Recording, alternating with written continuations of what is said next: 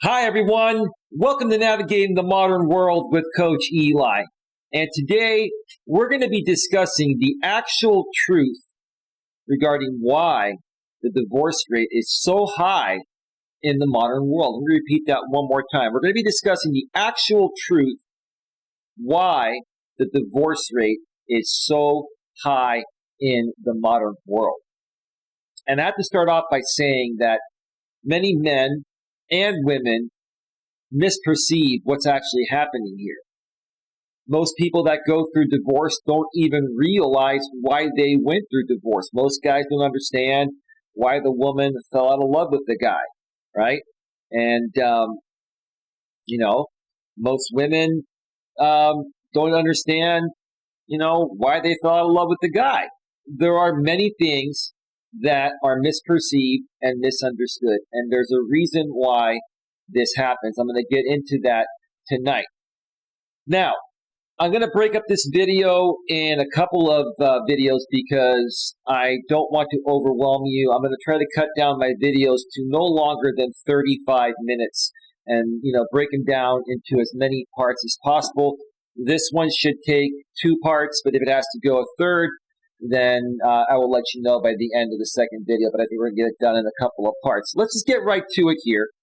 Let's go ahead and switch on over to the browser screen. And where am I? Oh, there we are. There it is. It appeared on the screen there. And I was inspired to do this topic based on a Reddit posting in one of my favorite subreddits I follow, which is called Purple Pill Debate. And the actual original poster posted this: most marriages ending in divorce are happy until a sudden, abrupt event triggers the breakdown of the marriage. Let me read that one more time. Most marriages ending in divorce are happy until a sudden, abrupt event triggers the breakdown of the marriage. And that is actually the furthest thing from the truth. Because here's the thing. Let me start off by saying this, okay? The reason why most marriages fail nowadays is the same reason why most relationships fail. Because being married to someone is no different than dating them and living with them without the marriage license, right? So what is the real reason why marriages end up in divorce? Because the both of you were never meant to be together in the first place. It's pretty cut and dry. Once again, the both of you were never meant to be together in the first place. And it's very confusing for both men and women that get in this situation, why they get in this situation, right? And why can't they figure it out before they tie the knot? Well, lots of things happen. Like I mentioned before, I'll mention this again. There are, women in their 20s. When women are in their 20s nowadays, women are going to college. They're getting a college degree, right? They're more career focused and college focused, education focused than relationship focused in their 20s. But they still have that desire to hook up with guys, get together with guys, in the same ways that men do as well, right? And what happens to women nowadays? Because women have been liberated, and because of the fact that there are many thirsty beta males out there that will give any woman the time of day, that gives them the time of day, okay, these beta males are overinflating the value of all women. They're overinflating women that are perceived to be a 5 out of 10 on the attraction scale to feel like, they are more than that, right? I'm sure you've heard this before. This applies here in the same ways, right? So these women, when they go to college, throughout their college years, they're looking to find the most attractive guys out there, 9s and 10s on the attraction scale, whether they're a 9 or 10 or lower than that. There are women that are 5s, 6s, and 7s that are looking for the top tier guys, 9s and 10s, right? Those guys have been referred to in this modern dating world as Chads and Tyrones. We call them Chad chasers, right? So most women are Chad chasers, right? And so they'll date the Chads, and the Chads only have one thing on their mind. The Chads just want to have sex with as many women as possible because they know they're good looking, they have their shit together, and they're not ready to settle down. They're not looking to settle down. But these women don't know that, and these Chads don't tell these women that, right? But these women really fall hard for these Chads, and they try to lock these Chads down, even in their 20s while they're in college. But the moment they bring up relationship, the Chads let them go, and then these women go out there and chase other Chads and hook up with other Chads, and the cycle repeats itself. When in actuality, these women are trying to lock down any one of these Chads that are typically a 9 or a 10 on the attraction scale to date them and marry them, right? So what happens? Women get through college, they start working their career, they're working in corporate, for example, they're getting promoted, they get settled in their job, they're still chasing Chads after college, right? Now they're in their mid to late 20s after they get their degree, depending on how many years it took them to get their degree, right? So they're in their late 20s, and even now they're early 30s, and they're still chasing Chads, trying to lock one of them down to get married to and have kids with, right? But none of these Chads will ever give in to them because these Chads don't want that, right? So what ends up happening after that? These women start to realize, okay, I'm 31, 32, 33 now. My biological clock is ticking. If I don't find someone now, I may never have the chance to have children, right? Because a lot of women still want children, right? So what do? They settle for the next best thing. They settle for a guy that's maybe, a 6, 7, or an 8 on the attraction scale, and a guy that's nothing like the Chad, maybe more so like a beta male, or as we like to call them, beta male providers. They settle for the beta male provider, right? Now, some of these beta males, they're good-looking guys. They have great jobs. And, initially they can be okay to hang out with. But once a beta male, always a beta male, right? And remember, these women are settling for these guys solely on the fact that they can't lock down the guys they really want to lock down, the 9s and the 10s, the Chads and Tyrones, So what happens? They marry the beta male provider, and then all of a sudden, like the original poster here says in the Purple Pill Debate subreddit, most marriages ending in divorce are happy until a sudden abrupt event triggers the breakdown of the marriage. That's when the woman starts to realize that she settled for someone she really wasn't attracted to, right? Because she wanted a kid. She may have, and by the time she realizes this, maybe you folks were married for 4 or 5 years, maybe 10 years, maybe you have a couple of kids together, right? But you have to understand, she never was really that into you in the first place. And why were you into her?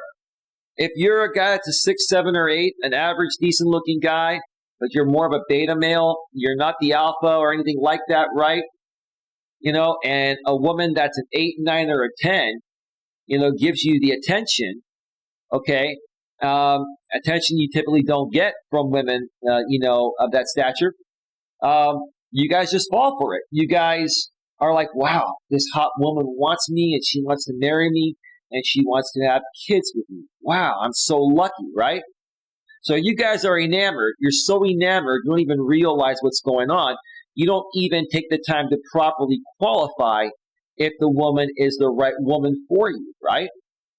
This is the problem. This is what causes divorces almost all the time. It's this situation right here. Guys and gals don't properly qualify you. Women, maybe more so a little bit. Women settle because they can't get the guys they really want. But as far as the guys go, you guys just enamored that a hot woman is paying you attention and wants to marry you and have kids with you, right? And you don't even realize what's happening here, right? You got to get to know the woman, okay? Before you get married, you got to date her for a while. You've got to see how excited she is to spend time with you. You have to see how excited she is when you're in the bedroom. Are there times that she's initiating intimacy, or is it just you every time? Because let me tell you something. A woman that's really into you is going to initiate intimacy at least half the time, right? So you guys are not taking the time to properly qualify women. You're getting enamored by the fact that hot women are giving you, the time of day and wanting to supposedly date you and marry you when it hasn't happened in the past. That should be sign number one right there. But let's continue here. Let's continue and read what the original poster wrote. The original poster shared a link from a website that I highly respect, and I used to do a lot of reaction videos to blogs from this website, Psychology Today. So let's go on that link, and I've already opened it up in a separate window here. Let's click on over there, and let's see what this person shared, and see how accurate it is. All right, so this was posted October 9th, 2021 from Psychology Today by David Ludden, PhD. And it's titled, 3 False Beliefs About Marriage, Challenging the Received Wisdom, which is what I'm trying to say, in relationship science. Key points. Although divorce rates are high, many couples remain stably happy throughout their marriage. It is possible that sometimes the situation I mentioned a second ago, a woman settles for a beta male, right? That's reasonably attractive and a good provider. It is possible that sometimes they can end up having chemistry and truly fall in love and truly live happily ever after. But it is very rare. So let's read that again. Although divorce rates are high, many couples remain stably happy throughout their marriage. It says many, but not most. And definitely not all. Poor communication skills do not necessarily lead to distress in marriage. I disagree. Communication is everything. This is a psychologist writing this. Poor communication skills do not necessarily lead to distress in marriage. I think it completely leads to distress, but I think the most important thing that is never established typically in these situations is, was there a large rush of physical attraction between the man and the woman when they first met? Or was the woman just settled? Was the guy more enamored about the woman than the woman was about the guy? Because here's the thing, guys. Whenever you're more enamored than the woman is, it's never going to work out. A woman wants to feel like she has a prize, she's won a prize, and she has a catch. And if you overly validate her, and if you show her that you're so enamored all the time, and you put her on a pedestal all the time, she's going to feel like she's the catch, and that's going to be your demise sooner than you think. Low-income couples suffer from different problems than those faced by more affluent families. Well, that is true. You have to make enough money. So if you're going to get married, okay, as a man, you have to be financially stable. And you should be financially stable enough to the point of where you can afford a house, you can afford the utilities, the bills, a couple cars, the car insurance, the home insurance, and you can afford to raise a couple kids. Okay?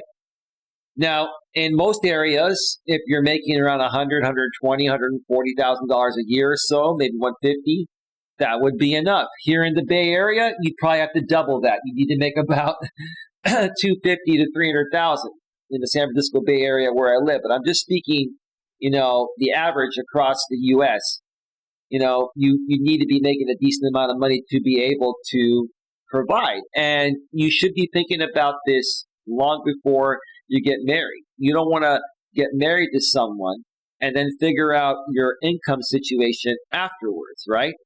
And the woman should be looking at that initially, and so should the man, okay? And you have to also decide, okay, if your wife is working, is she going to continue working, or is she going to raise the kids? and you're going to work, all the time, uh, or you're going to be the full-time worker.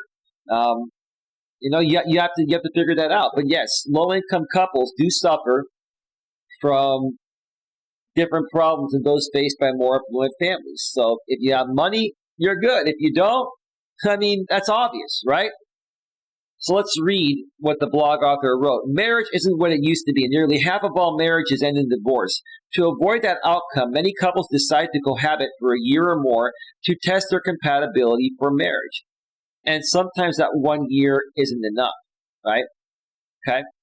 But in other times, okay, the man is just so enamored, and the woman has settled for just anyone that would give her the time of day for marriage, that she just can't wait to get married, have her kids, and then whatever happens after that happens after that. What happens after that? Typically, if she married a beta male provider to have kids with, she will end up falling out of love with them sometime during, the marriage, maybe 5 to 10 years in. The kids get to a certain age. What happens? She starts cheating on the guy because she never really was that attracted to him, and she never really respected him. She just needed the beta male provider. And that's what happens. Most of these marriages end up in divorce because these women settle for the beta male provider when the chads won't marry them or want anything serious with them, which is what I'm trying to say. And yet these couples are just as likely to divorce as those who don't cohabit first eventually, just because or due to because of what I just said a second ago. These women are settling for the beta males. The beta males are enamored that a hot woman wants to be with them and have a family with them. They don't get it. At the same time, marriage remains ideal for many people, and about 90% of adults will marry at some point in their lives. Are we then doomed by biological urges and societal pressures to enter into committed relationships that are bound to make us unhappy? Yes, that's what's happening. Women are doing that. Women are settling for the beta males because they're the only ones that will settle and provide and have the family. But these women are not sexually attracted to these guys. Like, they're not feeling the attraction, the connection. They're just using these guys because these guys can provide what they need. Women have a biological need to have children. It's a natural thing. That's what's happening. Yeah, we're doomed. But if you actually watch my videos and other people that discuss this topic, and you understand this, guys, before you commit to a woman that's settling for a beta male, it might spare you the heartache and a nasty divorce and half your marital assets. University of California, Los Angeles psychologist Benjamin Carney and Thomas Bradbury doubted that's the case. No, it is the case. These guys are wrong. These psychologists don't even get it. Arguing instead that marriage remains a satisfying lifestyle for the vast majority of couples. If you find the right person, if you take the time to qualify the right person properly, right?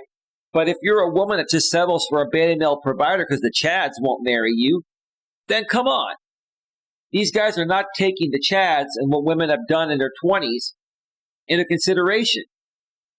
In a recent article they published in the Journal of Marriage and Family, they reviewed research that challenges 3 commonly held assumptions about the nature of marriage. Okay, false belief 1, marital satisfaction inevitably declines over time.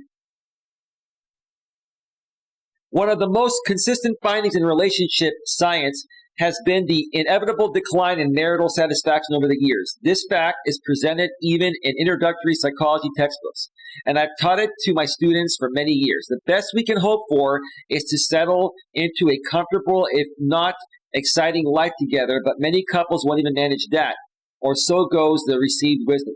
It's not about just feeling comfortable. People nowadays, men and women nowadays, but more so women, have many options due to these damn smartphones and the internet, to the point of where if they're not in a fulfilling, exciting relationship with the guy that they're totally attracted to physically, mentally, emotionally, and spiritually, they will leave and go off to another guy because they have those options. let's go ahead and scroll down. We don't have to read all of this because it's too much. I'm just going to give you the highlights here, and then I'm going to share the link to this Reddit posting so you can get all this information if you want to read it later. False belief 2, poor communication causes distress in marriage. It is a general belief among researchers and practitioners alike that negative communication styles are not the root of many unhappy marriages. That's not true. Communication is everything. You're wrong. I'm not a psychologist, and I'm telling a psychologist, you're wrong. Thus, one common goal of marital therapy is to teach couples more effective communication styles. Yeah, then why are you saying that poor communication, doesn't cause distress in marriage? But that's what's taught in therapy, is to communicate better. That contradicts itself. In defining what we mean by negative communication patterns, most psychologists rely on noted relationship scientist John Gottman's 4 horses of the apocalypse: criticism, contempt, defensiveness, and stonewalling. Communication, guys, is everything. Same with you ladies. If you cannot constantly communicate with the person that you're dating or you're married to, okay? If you don't have open communication and communicate regularly every day, okay, it's over. Communication is extremely important. This is not good information, in my opinion. False belief number 3. Findings from white affluent couples apply to all relationships. That's not true. This is the kind of stuff that these guys are writing out here, and then these people in this Reddit forum are getting severely confused. Like this guy saying most marriages ending in divorce are happy until a sudden abrupt event triggers the breakdown of the marriage. It's not sudden. It may appear that way, but it's not sudden. It was never there from the very beginning. You never had a chance, bro. It never had a chance because she really wasn't that into you. She settled because no one else would settle with her. And she wanted to have kids before the biological clock expires. Well, part of that don't you people understand? And you have psychologists saying otherwise? These people don't get it.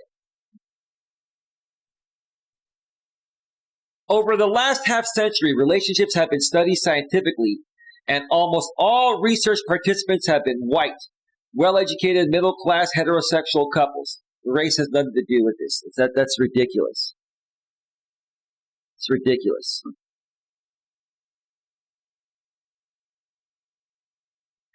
We now know a lot about the dynamics, which is what I'm trying to say, of such relationships and how to help such couples in distress. However, we need to be careful in assuming what we've learned from these couples can be applied to minority or low-income couples. Listen, before money even comes into play, first and foremost, there has to be a physical attraction. There has to be a large rush of physical attraction when you first meet each other, the man and the woman. Okay? Once that's established and that's there, at that point, you've got to see if you have the mental connection, if you can carry on mentally stimulating conversations. You have to see if you bond emotionally. The emotional bond is very important between the man and the woman, and see if you connect spiritually. Okay? If that's the case, then you have to see how sexually compatible you are. If all of that is all good, then guess what? You have the best chance of not only having a great, successful, long-term relationship, but if you get married after a while that you're dating, you have a great chance of it working because you two are truly compatible, right? But if there's not that large rush or spark of sexual attraction from the very beginning when you lay eyes on each other, it will never be there. This is what these people are not telling you. The psychologists aren't even telling you this stuff. That's why us relationship coaches have to come out here and really share with you guys the truth about what's happening out there and debunk this crap. I mean, and look, these are licensed psychologists telling you things that are not helping you at all and setting you off in the wrong direction, or sending you off in the wrong direction, which is what I'm trying to say. To summarize, Carney and Bradbury pointed out that behaviors don't speak for themselves. That is, you can't predict the outcome of a particular interaction style without first understanding the context in which it takes place. You guys sound very nerdy and very introverted, and honestly, women are attracted to more outgoing, risk-taking, non-nerdy sounding guys. They want a guy to be smart like a nerd, but not behave like one. That's my opinion. That's my honest opinion. Let's see. Some couples with negative communication styles seem pretty happy in their marriages. How can you be happy when you have negative communication styles? Now, every so often, couples are going to have disagreements, and they might have a small argument or a little hiccup, right? And that's when, you as the guy go to your woman and say, hey, what's wrong, babe? And when she says there's nothing wrong, you have to understand there's something really wrong and say, babe, listen, when a woman says there's nothing wrong, there's something really wrong. So please tell me what's going on. Let's talk about it so we can go on with our night and go have that nice dinner and then make out afterwards, babe. Let me ask you this, babe. Would you rather argue or work this out and make out? Go to dinner and make out. Every time I've been in that situation, babe, let's go to dinner and come back. I can't wait to make out. And the sex is great. And that's not because you have a negative communication style. That's because you had a disagreement or misunderstanding and you both work through it because you care for each other and you love each other and you have great communication style, not negative communication style. This is pathetic. Okay? While others mask their misery with a facade of pleasant conversation. Yeah, don't fake the conversation to be great when you don't really feel it. That's going to be short-lived. Then the therapist's goal is to help the couple find a way of interacting that works for them. All right. So let me go back to this posting here. And I'm going to wrap this up here in a second. Part one's going to be wrapped up in a second. Then I'm going to do part two. Part two will be coming after this video here. Probably more than likely, within a day or so after this one is released.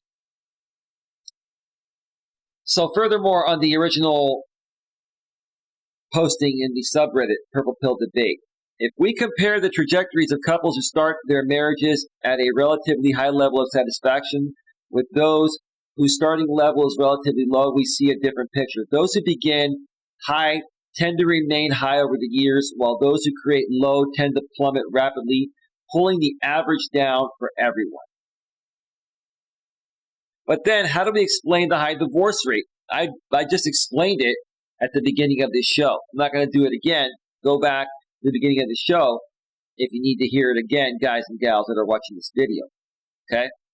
Certainly, unhappy couples are at increased risk of divorce, but why are they unhappy? Because they were never meant to be together in the first place. It's the bottom line. It's as simple as that, folks. But you guys make a big deal out of it. Maybe some people just make a big deal out of it to create more content, right? Nowadays, there's so much useless content on the internet, but people do it because they're getting paid to do it. And, they can place ads on these blogs, right? But is it really helping you? No. But Carney and Bradbury pointed out that even happy couples can end up getting divorced. This suggests that a sudden major event, such as infidelity, can shake the foundation of what had been a satisfying marriage. Now, I'm going to wrap up this first part here. And then the next video that I put out here on my channel, my YouTube channel, and anywhere else this is posted, I'm going to come back and I'm going to read this other posting, this other blog posting that the original poster in the subreddit Purple Pill Debate posted. It was written July 9th, 2019, fairly new, fairly recent, couple years ago. Cruising at altitude, reconciling a high divorce rate with high marital satisfaction ratings. boy, I cannot wait to come back tomorrow for you guys and gals and show you this. So that's the end of part 1. Folks, stick around. Part 2 is coming very soon. With that being said, thank you for taking time to view part 1 of this video. We'll see you on the next one. Take care. Bye. Bye.